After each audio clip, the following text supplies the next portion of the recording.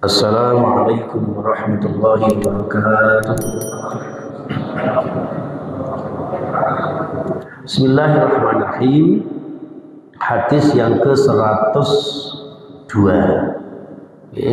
Wa an Abi Hurairah radhiyallahu anhu qala, Abu Hurairah mengatakan, qala Rasulullah sallallahu alaihi wasallam, Rasulullah bersabda. Jadi kalau Rasulullah bersabda, kalau Allah berfirman. Kalau bersabda itu hubungannya dengan hadisnya Rasulullah, tapi kalau berfirman hubungannya dengan ayat-ayat Allah. Tidak boleh kita campur aduk qala Rasulullah fil Quran, tidak boleh. Kalau qala Rasulullah ya fil hadis atau fil sunnah. Tapi kalau fil Quran itu berarti qala Allah. Itu yang harus digarisbawahi Bapak Ibu. Ini sambil dandani Islam kafah lo jenengan ben boten diotak-atik kali yang itu. Ngapunten panjenengan ketika habis sholat zikir duduk bersimpuh di tempat sujud panjenengan yang selama ini dilakukan bahkan di tanah suci Makkah Madinah juga demikian. Tidak usah dirubah-rubah, panjenengan pakai kursi. Ketika sholat sujud duduknya seperti biasa, setelah itu wiritannya duduk di kursi. Tidak usah seperti itu. Ya walaupun tidak haram, ya sah, sholat sah. Tapi etika berjamaah itu tidak ada jadinya. Itu seperti itu. Kecuali kalau memang dalam kondisi tertentu, kita harus pakai kursi, yaitu itu pengecualian. Kalau Rasulullah sallallahu alaihi wasallam istauzihu minal bauli, ya, benar-benar bersihkanlah, sucikanlah minal bauli dari air seni, ya, setelah buang air kecil. Fa inna ammata adzabil qabri minhu, karena umumnya kebanyakannya sebab atau penyebab siksa kubur adalah dari meremehkan air seni, ya, baik caranya maupun percikannya.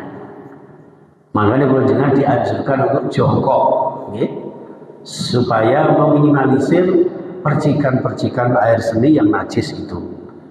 Jadi Rasulullah itu pernah melewati sebuah pekuburan Muslim, ternyata di situ tiba-tiba Rasulullah menangis.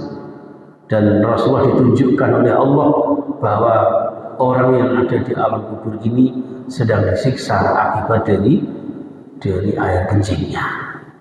Umumnya kalau jenengan kan suka meremehkan, ya, suka meremehkan. Kalau buang air besar itu masih mending, Pak. Tapi kalau buang air kecil, coba ya Pak jenengan pensani di terminal-terminal itu. Ada nggak yang buang air besar di pinggir bis-bisnya, truk-truknya? Tapi kalau pipis, ya, di selempitannya roda, ya, itu bukan berarti saya pengalaman Pak, saya pernah melihat, ya, gitu. Rawahu Daruqutni, ya. 103 ini dalam redaksi yang lain dari riwayat Imam Al-Hakim, ya, ini juga sahih, ya. Aksaru adzabil qabri minal bauli. Jadi sebanyak-banyaknya siksa kubur itu diakibatkan oleh air seni yang diremehkan. 104 wa an Suraqah bin Malik, ya. Ini beda dengan Suraqah yang mau mengancam Rasulullah, mau bunuh Rasulullah karena dihadiahi 100 wakilah 1000 unta oleh Abu Jahal, ya, mengejar-ngejar Rasulullah dengan menghunus pedangnya, ya, kemudian mau niat membunuh Rasulullah, ternyata dia lemes dan jatuh ke tanah tersungkur, ya, itu. Ini jamaah sekalian rahimahullah. Jadi ketika itu dia mengatakan, ya Rasulullah, wahai Muhammad, ya Muhammad, ya, ma yahfaduka al-ard, siapa yang sekarang ini menjagamu? Rasulullah dengan tegas, Allah yahfaduni, hasbi Allah, ya, Cukup Allah yang menjaga saya. Lemes dia. Ketika lemes pedang diambil Rasulullah, Suraqah mandi Suraqah tiba-tiba ampun. Seandainya Rasulullah berdendam, Rasul bisa itu kemudian membunuhnya. Ya, wahai Suraqah, ma yahfazuka al-an, siapa sekarang yang menjagamu? Tidak ada Muhammad. Diampuni. Itu Rasulullah SAW. Ya. Baik. Wa an Suraqah bin Malik qala allamana Rasulullah sallallahu alaihi wasallam fil khala. Rasulullah pernah mengajari kami tentang bagaimana adab-adab di kamar mandi, toilet atau WC. Untuk apa? An naq'uda 'alal yusra wa nantasibal yumna. Jadi duduknya ya, agar kami duduk di atas kaki kiri. Ya Pak ya, di atas kaki kiri, kemudian merentangkan kaki kanan, jadi merenggangkan kaki kanan. Ya Pak ya. Jadi tungkaknya itu dibuat lemek ya, tungkak kirinya itu dibuat lemek ininya, ya, maaf pantatnya itu, dan yang kanan direnggangkan. Itu untuk memudahkan buang hajat. Walaupun tidak demikian juga tidak apa-apa, karena sanadnya dhaif ini ya, hadis riwayat Imam Al-Baihaqi. Tapi kalau jenengan bisa mengamalkan itu salah satu peneliti juga katanya meminimalisir penyakit hernia ya, hernia atau prostata itu seperti itu. Hadis yang ke-105 jamaah sekalian, Bapak Ibu yang saya muliakan, wa an Isa bin Yazdad, dari Isa bin Yazdad, bukan Isa bin Maryam ya. An Abi, dari ayahnya Isa bin Yazdad. Qala Rasulullah sallallahu alaihi wasallam, "Idza bala ahadukum falyansul dzakarahu salasa marrah." Ada yang mengatakan falyunsil, ada yang mengatakan falyunasil, di sini falyansul. Ini ya, tapi maknanya hakikatnya sama. Jadi ketika salah seorang di antara panjenengan sedang buang air kecil, ya, maka fal yangsul, khususnya yang bapak-bapak ini, maka meliriti cara Jawa ini. Apa itu di situ? Mengurut-urut ya, salah sama rot sebanyak 3 kali. Bahkan ada riwayat lain mengatakan sambil dede. Itu untuk benar-benar menghilangkan, membersihkan sisa-sisa yang ada di dalamnya sebanyak 3 kali dengan tangan kiri ya, jangan dengan tangan kanan. Baik, itu hadis yang ke-105. 106, wa ani bin Abbas radhiyallahu anhuma, dari Abdullah bin Abbas, anna Nabiyya sallallahu alaihi wasallam sala ahlu Quba. Jadi Rasulullah pernah salah bertanya kepada penduduk Kuba. Masjid yang pertama kali didirikan di Kuba. Jadi sebelum Rasulullah membangun Masjid Nabawi, itu justru Rasulullah membangun Masjid Kuba. Nah, penduduk Kuba ini ditanya sama Rasulullah ya, terkait dengan istinja. Faqalu inna nutbi'ul hijarata al-ma'ah. Ya Rasul, kami setiap istinja itu dengan batu. Tapi setelah dengan batu itu tak bilas dengan air. Ini Rawahul Bazzar, dari sanad rawinya Imam Bazzar dengan sanad yang dhaif. Ini bisa panjenengan lakukan ketika ada tisu, ada batu, atau ada sesuatu yang sekiranya bisa untuk mengeringkan, ya, mengisapkan. Kisat itu bahasa Indonesia apa? Bahasa Jawa itu bagus ya. Jadi supaya kisat, dan setelah kisat dibilas dengan air. Yang lebih bagus lagi Bapak Ibu, setelah basah daripada risih gitu ya, kemudian kita lap lagi dengan anduk kecil misalnya. Ya, monggo, itu teknis saja. Intinya adalah menjaga kebersihan dan kesucian. Maka di 107 ini, di hadis yang terakhir terkait dengan di kamar mandi ini, wa asluhu fi Abi Dawud, asli dari redaksi hadis tersebut yang ada di kitab Sunan Abu Dawud wa Tirmidzi dan kitab sahihnya Imam At-Tirmidzi yang kemudian dianggap sahih oleh Ibnu Khuzaimah min hadis Abu Hurairah, dari hadis Abu Hurairah. Kalau tadi kan dari Abdullah bin Abbas, ya kan? Kalau dari jalur Abu Hurairah itu membersihkan ketika istinja itu biduni dzikril hijarati, tanpa menyebut dengan kalimat hijarah. Jadi istinja cukup dengan air, tidak perlu lagi dengan batu, tidak perlu lagi dengan tisu. Jadi cukup dengan air, karena kebersihannya justru ada di air itu. Kecuali kalau tidak ada air, ya maka istinjanya dengan batu minimal 3 kali. Kemudian dari batu itu kemudian nanti dibersihkan lagi, ya, monggo sebersih-bersihnya, ya. Itu jamaah sekalian. Jadi intinya Islam itu sampai sedetail itu, Bapak Ibu, ya. Sekecil itu dikaji di dalam Islam. Maka innallaha yuhibbut tawwabin wa yuhibbul mutatahhirin. Allah itu cinta kepada kebersihan, cinta kepada kesucian. Hanya ada di Islam, Bapak Ibu, membedakan antara bersih dan suci. Ya, kalau bersih itu biasanya hanya terkait dengan kotoran-kotoran lahiriah, najis misalnya, ya, seperti itu. Tapi kalau suci ini yang lebih umum lagi, ya.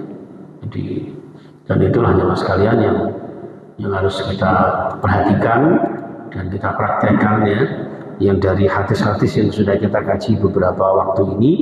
Mungkin boleh saya rangkum, saya simpulkan adab-adab ketika di kamar mandi, ya. Bentar. Subhanallah.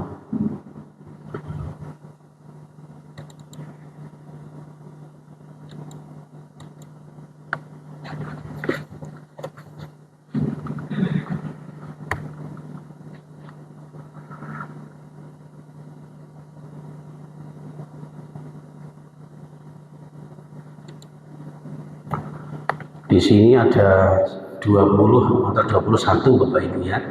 Adab di kamar mandi dan adab buang hajat. Ini yang pertama, niatkan ketika mau ke kamar mandi, ke toilet itu dengan niat yang baik. Sampai segitunya, ya dah. Mau ke kamar mandi kok pakai niat yang baik. Kenapa? Innamal a'malu binniyat. Karena amal apapun itu tergantung niatnya, Bapak Ibu. Lain niatnya api, insya Allah apapun yang kita lakukan menjadi ibadah. Seburuk-buruknya kalau jenengan di kamar mandi, di toilet itu bisa menjadi ibadah dengan niat kita. Yang kedua, jangan lupa, ya, satru ma baina a'yunil jinni wa awrati bani adama idza dakhala ahaduhumul khala'a ayyaqula bismillah. Apa? Membaca bismillah.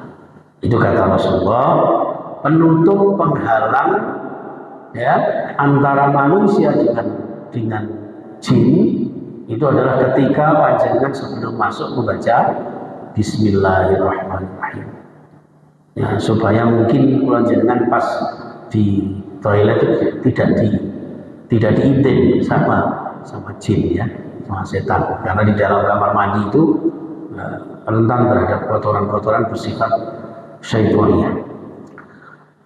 Yang berikutnya adalah tidak buang hajat di tempat pemandian, baik hajat kecil, buang hajat besar maupun hajat kecil. Itu. Yang selanjutnya adalah yang keempat, ya, tidak berlama-lama di kamar mandi. Yang kelima, dilarang membawa kalimat yang di dalamnya mengandung nama-nama Allah, Asmaul Husna misalnya, ya. Di situ yang kemarin disampaikan dalam hadis, karena Nabi sallallahu alaihi wasallam idza dakhala khala'a wa wada'a khatamahu. Rasulullah ketika mau ke kamar mandi itu diletakkan, ya, dilepas cincinnya. Kenapa? Bisa jadi cincinnya Rasulullah ada nama Allah. Seperti itu. Jadi tidak sekedar supaya airnya masuk ke dalam cincin itu, tapi di dalamnya mungkin ada kalimat-kalimat Allah. Itu. Ketika kalimat Allah saja tidak boleh kita bawa, apalagi kita mengucapkan. Ya, wong tahlilan di kamar mandi. La ilallah. Ya, itu tidak boleh. Kemudian berikutnya, jika di pemandian umum, ya, jangan membuka aurat. Ini Pak, di kolam renang itu banyak seperti itu. Ya, kadang-kadang orang itu nggak merasa berdosa, tapi kita yang akhirnya dibuat dosa. Ya, kemarin saya baru bahas habis imam di habis khotib di Islamic Center itu, imamnya cerita ketika di Bali itu, ketika teman-teman lagi STQ ya, jadi seleksi tilawatil Quran di Bali. Setelah membaca Quran itu hotelnya memang tinggi, di bawahnya itu kolam renang. Ya banyak, benas sama wasumur sak, katanya melihat lubang-lubang buaya. Nauzubillah. Itu seperti itu. Makanya di sini Rasulullah mengatakan, fa innal fakhidha auratun. Paha itu sebagai aurat, apalagi yang lain.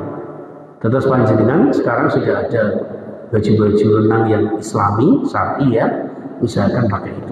Walaupun bapak-bapak, jangan mentang-mentang bapak-bapak katoan pendek, kecuali celana yang menutup antara pusar dan lutut. Karena aurat kita minimal baina surah wa rukbah, antara pusar dan lutut, minimal itu. Kalau bisa, ya. Kemudian menghindari buang hajat di 3 tempat. Yang kemarin ada hadisnya, ittaqul mala'ina as-salasah. Hindari tempat-tempat yang menimbulkan kutukan orang lain. Ya, hati-hati terhadap orang yang wisuh-wisuh gara-gara kita salah tempat. Yang pertama, ya, buang air di sumber mata air. Ya, al-baraz fil mawarid wa qari'atut thariq, di jalan yang dilalui orang. Wa dhilli, dan di iup-iupan, di pohon-pohon yang rindang yang biasanya orang di situ menjadikan tempat rest area. Berikutnya, menjauhi dari keramaian manusia. Ya, ini jelas ini ya, masuk pipis di tengah-tengah lapangan, banyak orang. Selanjutnya, tidak buang air kecil di air yang menggenang. Ya, tidak di air yang menggenang. Annahu naha ayyubala fil ma'i raqiq kemarin. Selanjutnya yang ke-10, tidak mengangkat pakaian. Ya, tidak menyingkapkan pakaian walaupun sendirian di kamar mandi. Ya, 11 ya, tidak menghadap kiblat atau membelakanginya. Itu yang kemarin sudah kita bahas. Tidak ahadukum al-ghaita fala yastaqbilul kiblat wala qula dhuhrahu. Jadi tidak boleh kita menghadap kiblat maupun membelakanginya. Yang ke-12, masuk kaki kiri, keluar kaki kanan sambil berdoa, Allahumma inni a'udzubika minal khubusi wal khaba'is. Keluarnya kaki kanan dengan membaca doa yang sahih, ghufranak. Ghufranak. Tapi ada riwayat lain, ini riwayatnya Hasan ya, ditambahi dengan alhamdulillahilladzi azhaba annil adza wa afani. Ya Allah, dengan mengharap ampunanmu, segala puji milikmu ya Allah, yang menghilangkan kotoran dari badanku dan yang telah mensejahterakan saya. Betul. Menghilangkan kotoran apa? Yang ada di dalam tubuh kula jenengan itu sebagian dikeluarkan. Atau membersihkan kita setelah kita bersuci, istinja dan sebagainya. Berikutnya yang ke-13 ya Pak sekalian, larangan menggunakan tangan kanan. Kalau boleh ya, jangan sampai menggunakan tangan kanan, karena tangan kanan dipakai untuk yang baik-baik, untuk bersalaman, makan dan sebagainya. Yang ke-14, dilarang berbicara satu dengan yang lain kecuali dalam keadaan darurat. Ya, jumlah ngomong-ngomongan Pak, menjawab salam tidak oleh. Panjenengan di kamar mandi ada tamu, ya Pak Catur, assalamualaikum. Pas di kamar mandi, aku waalaikumsalam. Itu tidak boleh. Di sini dikatakan ya, anna rajulan marra wa Rasulullah sallallahu alaihi wasallam yaqul fa sallama falam yarudda alaihi. Jadi ada seorang yang lewat sementara Rasul di kamar mandi, laki-laki ini mengucapkan salam kepada Rasulullah. Rasul tidak menjawab. Itu. Yang ke-15 mencuci kedua tangan, baik sebelum maupun sesudahnya. Yang ke-16 beristinja dengan bersih dan suci. Yang ke berapa? 17 ya, beristijmar. Istijmar itu kalau istinja itu kan bisa dengan air, bisa dengan selain air. Tapi kalau istijmar itu bersuci setelah berhajat yang tidak menggunakan air, itu namanya istijmar. Ya, nek cara basa nggih kula pati niku peper tahu ya. Dengan jawab saya itu. Yang ke-18 memerciki kemaluan dan celana. Kalau masih ragu ya, mungkin ada kotoran-kotoran yang masih menempel, silahkan diperciki dengan air. Tapi kalau diperciki dengan air justru membuat jenengan semakin was-was, hindari. Karena apa? Nanti diperciki dengan air kita masih ragu, jangan-jangan jangan orang ajise. Nah ini justru nanti malah akan membuat kita ragu, dan keraguan itu yang disukai setan.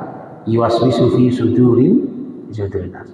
Pokoknya yang penting jenengan sudah istinja, sudah bersih, keluar dari kamar mandi lalu berdoa. Nah, seperti itu.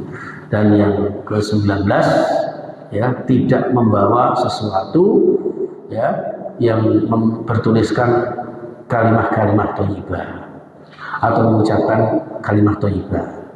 Yang terakhir membaca zikir dan doa. Jadi kamar mandi itu bukan tempat untuk zikir dan doa. Kalau toh kula jenengan dianjurkan berzikir berdoa itu sebelumnya, kalau toh di dalamnya kula jenengan selalu berzikir kepada Allah, zikirnya fil qalbi, di dalam hati. Karena sebaiknya orang Islam itu setiap detak jantungnya, setiap keluar masuknya nafas, usahakan yang terlontar adalah kalimat Allah, Allah dan sebagainya. Itu jamaah sekalian rahimakumullah ya.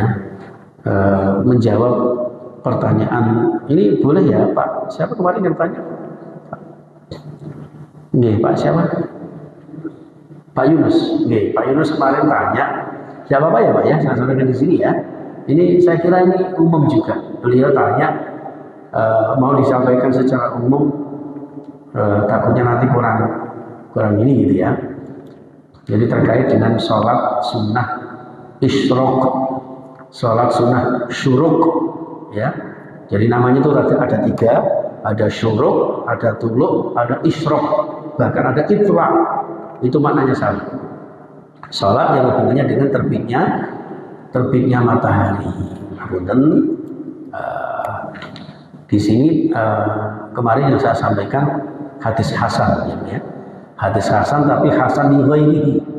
Kenapa? Karena hadis yang pertama menyebutkan bahwa dari Anas bin Malik satu, sanadnya kalau sudah Anas bin Malik, Abu Hurairah ya, itu biasanya orang yang paling dekat dengan Rasulullah, maka lafzul hadisnya bisa dipertanggungjawabkan.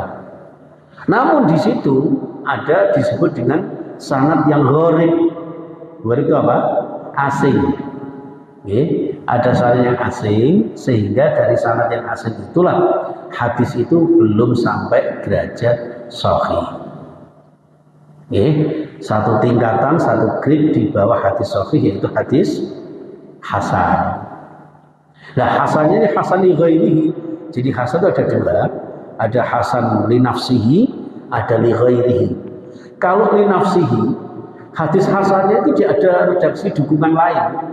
Matan-matan hadis yang lain tidak mendukung adanya hadis hasan ini. Tapi terkait dengan hadis syuruk ini, jamaah sekalian, itu hasan li ghairi karena ada beberapa redaksi hadis yang hampir sama maknanya dengan ini. Ya, oke, saya bacakan. An Anas bin Malik qala Rasulullah man shallal ghada'a atau man shallal fajr, barang siapa yang sholat fajar, yaitu salat subuh fi jama'atin, dalam keadaan berjamaah, summa qa'ada, mengko duduknya untuk apa? Yazkurullah. untuk zikir kepada Allah. Beda loh Pak. Lah jenengan walaupun sholat jamaah subuh tapi duduknya hanya untuk membayangkan mumpung hari libur itu kok dulu nanti. Itu beda. Yazkurullah hatta taqul asy-syamsa sehingga terbit matahari. Summa sholat ketika sudah muncul matahari ini kemudian sholat 2 rakaat. Kanat lahu ka ajri hajjatin wa umratin tamah. Maka akan mendapat pahala seperti orang yang haji dan umrah sempurna dan sempurna. Ya Pak ya, ini hadisnya riwayat Imam Tirmidzi. Di samping hadis Imam Tirmidzi ini jamaah sekalian, kalau hadis Tirmidzi ini disebut hadis gharib karena ada seorang sahabat bernama Abu Dhilal. Ya, Abu Dhilal ini ya, ini ternyata teman juniornya Anas bin Malik yang selama ini diragukan dari segi hafidnya terhadap hadis, dari segi sodiknya, ya, terpercayanya meriwayatkan hadis. Cuman di situ aja. Nah terus didukung dengan hadis yang lain di sini, jemaah sekalian, di riwayat yang lain dari Al-Baihaqi ya, ini juga disebutkan hampir sama. Ya, di situ hampir sama redaksinya. Ini jamaah sekalian. Ada juga di dalam riwayat Imam Tabrani. Jadi ada tiga kitab, Tirmizi, Baihaqi, dan Tabrani. Itu masih tergolong kutubut tis'ah, 9 kitab hadis. Itu Bapak Ibu. Jadi tingkatan hadisnya hasan. Kalau jenengan mau menunaikan ya monggo, mboten apa-apa. Nah, adapun pelaksanaannya Bapak Ibu, jangan pas terbitnya. Kecuali jamnya panjenengan ini sudah tersetting bahwa kalau sudah muncul kalimat waktu syuruk itu secara otomatis sudah benar-benar sempurna syuruknya. Justru kalau jenengan kalau pas syuruknya ketika terbit matahari belum sempurna, ya kalau dalam kaidahnya ulama-ulama Indonesia itu minimal 2 derajat setelah munculnya matahari itu, ya itu justru jenengan kalau belum sampai itu haram. Jadi ada sholat yang diharamkan itu ketika terbit matahari, ketika pas tenggelamnya matahari, itu malah dilarang. Makanya tunggu kira-kira 2 menitan ke atas ya, ada yang sampai 5 menit ya monggo, gitu 2 menit atau apa.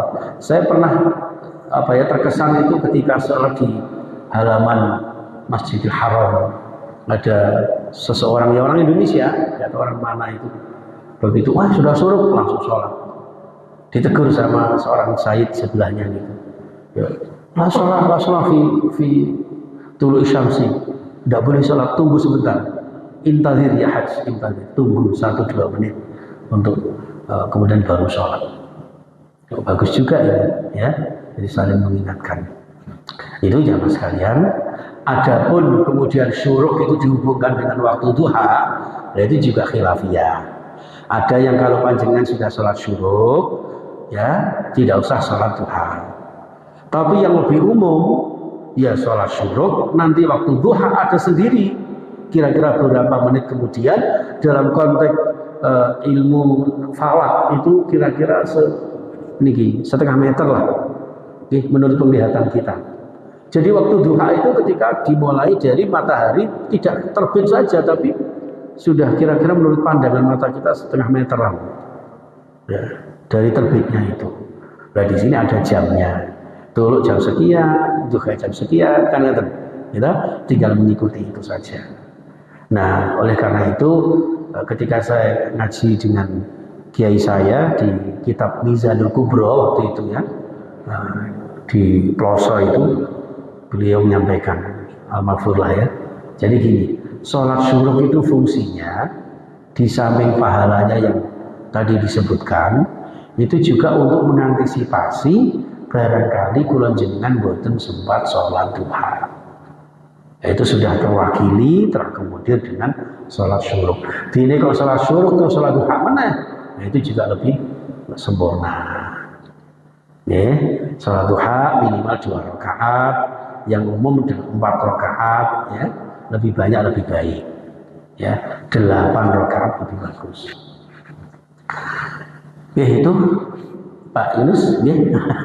Ngapunten ingkang kathah. Mungkin itu tidak apa-apa. Monggo panjenengan mau tanya kalau bisa di momen-momen seperti ini, kenapa supaya diketahui jamaah yang lain. Sharing-sharing, sifatnya kan sharing bersama. Kecuali yang memang benar-benar bersifat privasi, ya, privasi pribadi, ya, monggo. Oke, itu Bapak Ibu yang saya muliakan, monggo mungkin ada yang ditanyakan lagi.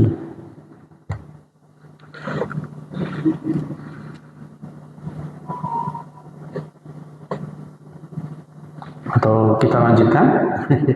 Ini patokannya harus sampai surga gimana Pak? Patokannya sampai surga, betul ya? Betul. Ya. Jadi amin jenengan ya. Saya tuh soalnya takutnya nanti kelamaan. Satu sisi jadi wong akeh kok kayak kelamaan atau kok kependekan. Ya, dan ya Allah. Karena di sini habis ini kita akan membahas tentang mandi besar ya Pak ya. Di sini akan membahas tentang mandi besar. Ya Allah. Jadi mandi besar di sini ada. Nanti juga akan saya sebutkan sebab-sebab mandi besar. Jadi sebab mandi besar itu yang disebut mandi besar itu yang mandi wajib. Mandi wajib itu tidak sekedar bebersih, tapi bersuci melalui mandi, mulai dari ujung rambut sampai ujung kaki. Ya, baik memakai sampo, memakai sabun maupun tidak. Yang penting terbasahi, itu mandi wajib. Beda dengan bebersih. Kalau bersih, ya harus pakai sabun, tidak harus semua rata. Jadi mandi itu pengertiannya meratakan seluruh air ke seluruh tubuh, mulai dari ujung rambut sampai ujung kaki. Itu mandi, yang disebut dengan mandi besar. Nah, mandi besar itu antara lain satu karena jinabah, hadas besar setelah berhubungan suami istri, atau tidak sampai ini tapi sempat itu ya memasukkan itu ketemunya farji itu juga harus mandi wajib. Kemudian mandi sunnah itu ada juga mengatakan wajib itu orang yang mu'alaf baru masuk Islam. Kemudian mandi sunnah ketika hari Jumat. Panjenengan hadas maupun tidak, hari Jumat sebelum tidak Jumatan usahakan sholat mandi besar. Itu sunnah. Kemudian berikutnya adalah mandi setelah memandikan jenazah. Di samping juga jenazah walaupun sudah mati, walaupun tidak bisa mandi sendiri, harus dimandikan. Kalau sampai saat kampung perumahan Puri Kencana ini ada orang sedo, tidak ada yang memandikan sama sekali, maka saat perumahan ini berdosa semua. Ya itu seperti itu karena wajib namanya fardhu kifayah. Oke, itu jamaah sekalian rahimakumullah. Ada satu hadis 108 ya. An Abi Sa'id Al-Khudri radhiyallahu anhu, qala Rasulullah sallallahu alaihi wasallam, al-ma'u minal ma'i, rawahu Muslim. Jadi mandi besar itu dikarenakan mengeluarkan air. Air apa? Air sperma. Sperma atau ovum ya, yang dikeluarkan baik dengan ketemunya dua alat kelamin maupun tidak. Mungkin ada seseorang yang membayangkan Dewi Persik sekarang lagi rame ya, gara-gara korban sapi ya. Setelah membayangkan kok keluar, nah itu wajib mandi besar. Atau sebaliknya tidak mengeluarkan air sperma, tapi ketemu dua alat kelamin itu, ya itu juga. Kalau Imam Syafi'i itu ya sampai hasyafah itu harus mandi besar, walaupun tidak mengeluarkan. Itu yang disebut dengan janabah ya. Mandi jinabat. Makanya al-ma'u minal ma'. Jadi mandi besar karena mengeluarkan air sperma. Itu hadis yang kedua, wa Nabi Hurairah radhiyallahu anhu qala Rasulullah sallallahu alaihi wasallam, "Idza jalasa baina syu'abiha al-arba' summa jahadaha faqad wajaba al-ghusl." Muttafaqun alaih. Ini Jadi kalau sudah ada ketemunya dua paha, kemudian melakukan summa jahadah ya, melakukan sesuatu yang seperti itu ya, faqad wajibal ghusl, wajib untuk mandi. Wa illam yanzil, atau wa illam yuzil, walaupun tidak nazal, tidak keluar. Itu jamaah sekalian rahimakumullah ya. Wis dicicil dua dulu. Ya. Nah, ini kayaknya capek semua ini ya. Habis bolang. Dapat sapi berapa, Pak? 10 ya. Berarti tambah 1 11. Yang satunya apa? Sapi I, sapi Na. Ya, Masya Allah. Mudah-mudahan korban panjenengan diterima oleh Allah Subhanahu wa taala ya. Kalau di tempat saya alhamdulillah dapat 4 sapi, 9 kambing. Ya, jadi makanya ada kayak lagu ini gundul-gundul pacul ya, sapi papat aja sampai ucul.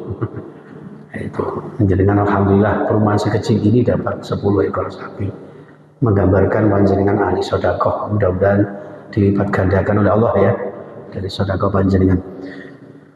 Ya itu Bapak Ibu yang saya muliakan, kalau tidak ada kita tutup ya kajian kita untuk subuh kali ini. Mudah-mudahan kajian kita dibarengi dengan ridho, barokah dan ridho Allah serta hidayahnya, membawa kita bahagia dunia dan akhirat kita. Amin ya rabbal alamin. Bismillahirrahmanirrahim. Allahumma shalli wa sallim wa barik ala Muhammad wa ala alihi wa sahbihi ajma'in. Alhamdulillahirabbil alamin. Segala puji milikmu ya Allah, ya Rahman ya Rahim, Engkau yang Maha Pengasih Maha Penyayang. Dengan rahmatmu ya Allah, ighfir lana dzunubana wa liwalidina, ampuni dosa-dosa kami, dosa-dosa ayah bunda kami, dosa-dosa saudara-saudara kami, sahabat-sahabat kami, dan seluruh jamaahnya salam ya Allah, serta pemirsa ya Allah. Engkau berikan keberkahan kepada kami, terimalah taubat kami, terimalah ibadah kami, terimalah kurban kami, terimalah sholat kami, dan terimalah istighfar, zikir, dan doa-doa kami. Dengan Kau terima semua itu ya Allah, mudahkan ya Allah menjadi wasilah, ya, mudah-mudahan menjadi wasilah. Engkau mudahkan segala kesulitan kami, Engkau lancarkan segala usaha kami, Engkau lapangkan rezeki kami, Engkau sehatkan jiwa raga kami, Engkau sembuhkan segala sakit kami dan segala sakit anggota keluarga kami. Ya Allah, berkahi rumah tangga kami, ya Allah berkahi keturunan kami. Rabbana hab lana min azwajina wa dhurriyyatina qurrata a'yun waj'alna lil muttaqina imama. Ya Allah, mudahkan kami ke tanah suci dengan umrah dan haji, dan lancarkan, sehatkan seluruh jamaah haji ya Allah. Kau berikan kesehatan dan menjadi haji yang mabrur, sehingga akan berdampak di tengah-tengah sosial mereka ya Allah. Ya Allah, pada akhirnya hidup yang sekali dan singkat ini ya Allah, jadikan hidup yang istiqomah di dalam ibadah, hidup yang istiqomah di dalam berakhlakul karimah, dan suatu saat meninggal kami dalam keadaan husnul khatimah. Rabbana atina fid dunya hasanah wa fil akhirati hasanah wa qina adzabannar. Walhamdulillahirabbil alamin. Subhanakallah.